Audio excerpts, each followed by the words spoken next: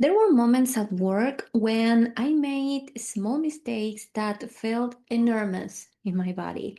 A landing page missing a detail, an email sent before something was ready, a design choice that didn't align with what my client had in mind.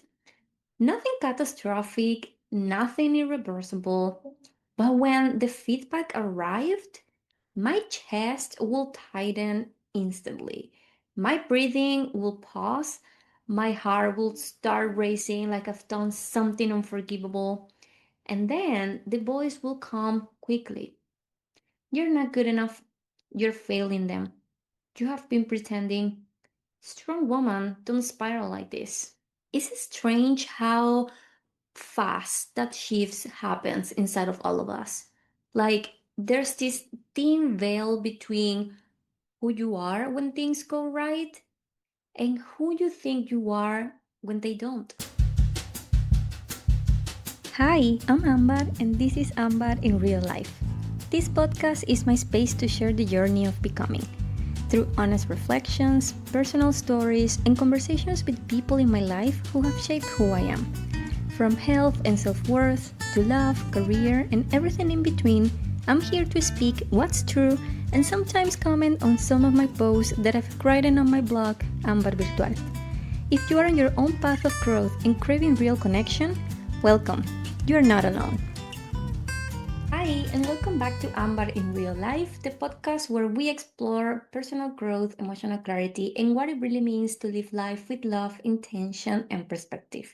I'm your host, Ambar, and today I want to talk about something that took me years to understand. Feeling deeply does not disqualify you from being capable.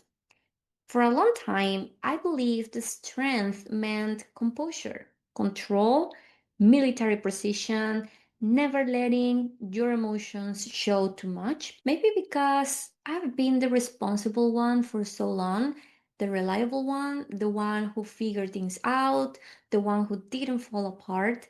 So when I reacted emotionally, even internally, I took it as proof that something was wrong with me. But eventually I realized it wasn't the mistake that scared me. It was what the mistake meant, or at least what I thought it meant. Because if I'm really honest, underneath all of that spiraling was one fear. What if I'm replaceable? What if there's someone cheaper, easier, less emotional, more convenient? And beyond that, that fear doesn't only live in business. It shows up in relationships too. What if someone else is easier to love? Is less intense, less sensitive, more agreeable? That's the real spiral that I was going through. So I over apologized. I overworked. Sometimes I remember that I didn't even log extra hours because it felt like I had to compensate.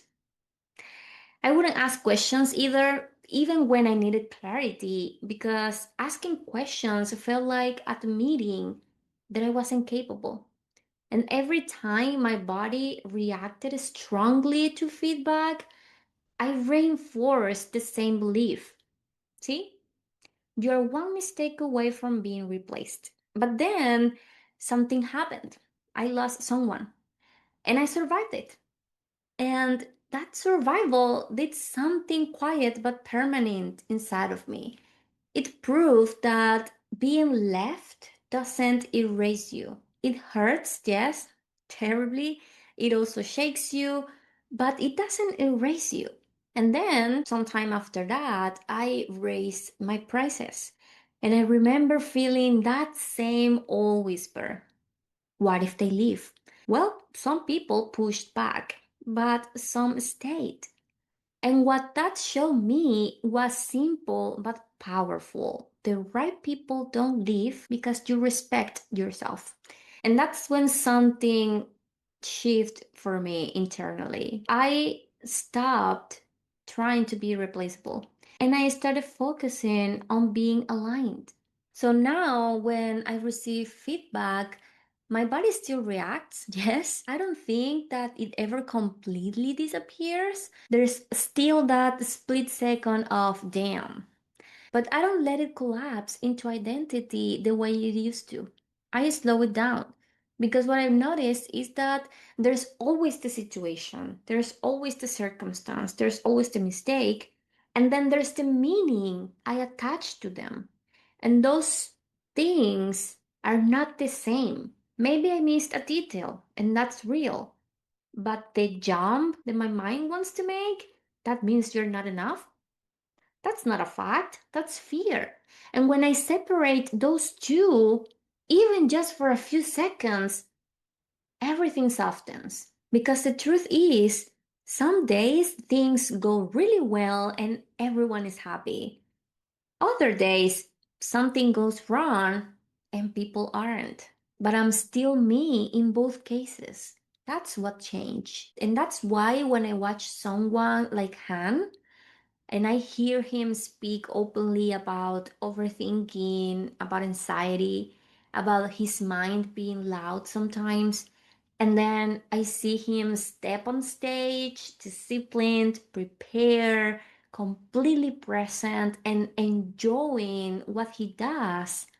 It doesn't feel contradictory, it feels integrated. He doesn't try to act cool about it. He doesn't pretend that he's unaffected. He doesn't delude himself to look stronger. He just shows up. He works. He creates. He jokes. He remains. And there's something deeply reassuring about that because that's what I'm learning too. Strength isn't pretending you don't spiral, it's spiraling and still remaining. Today, I am less afraid of being replaceable than I used to be. Yeah, sometimes the voice still whispers when I mess up, when someone hesitates, when someone compares prices, when someone pulls away.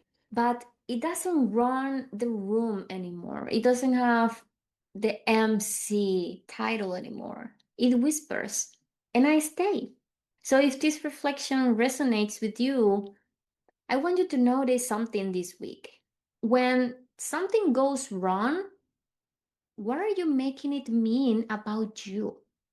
Are you reacting to the mistake or to the fear of being replaced? And if that voice shows up, what would it look like to let it be there without letting it lead? Because remember, you are not irreplaceable because you're perfect. You are irreplaceable because you are you. And even if someone chooses differently, that does not erase you. This reflection is part of my ongoing work on courage, the kind that strengthens self-trust and reminds us we never needed permission to become who we are. You can explore the full Courage archive through the link below, and if this space helps you feel steadier, not louder, not more impressive, just steadier, you're welcome to subscribe and stay. And until next time, please take care of your mind, please take care of your body, and please take care of your heart. Bye!